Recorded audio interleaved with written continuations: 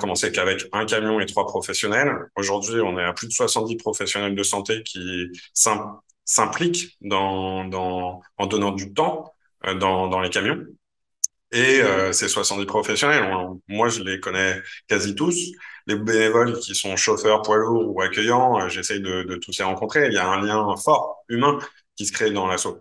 Et le fait d'imaginer, par exemple, faire un camion en Alsace ou en Bourgogne-Franche-Comté, etc., d'un point de vue humain, relationnel, etc., c'est un peu plus compliqué pour faire des réunions d'équipe, pour aller rencontrer les différents chauffeurs, etc. Donc, on n'a pas envie tout de suite de partir sur un essaimage national. Pour autant, le concept, il a vocation à exister ailleurs, donc et peut-être de manière un peu différente. Donc, nous, on est toujours, comment on appelle ça, à l'écoute de bonnes volontés qui sont en hybridation de structuration d'assaut, qui ont envie de se lancer, etc., qui nous sollicitent. On fait une première réunion, une visio, un appel, on discute des différentes étapes qu'on a dû franchir et là où ils en sont.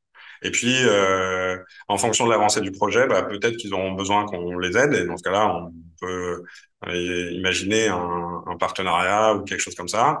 Et puis, peut-être qu'ils ont envie de partir sur complètement autre chose, mais ils se sont inspirés à un moment ou à un autre du concept du marsouin.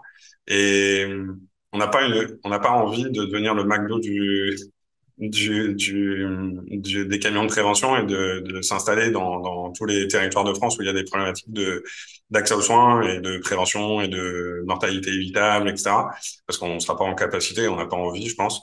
Et puis, je pense que c'est nécessaire aussi d'avoir de la diversité dans les projets qui sont montés pour qu'il y ait une sorte d'intelligence collective en ayant des projets qui ont testé, hybridé des choses que nous, on n'aura pas imaginées parce qu'ils connaissent bien leur territoire, parce qu'ils ont des gens qui ont intégré le projet et que nous, on aurait peut-être eu une ligne bien tracée, ben non, faut faire ça, etc.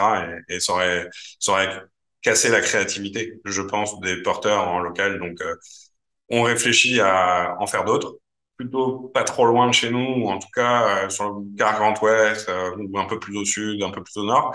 Et puis après, on est à l'écoute de toutes les bonnes volontés et prêt à y répondre si besoin.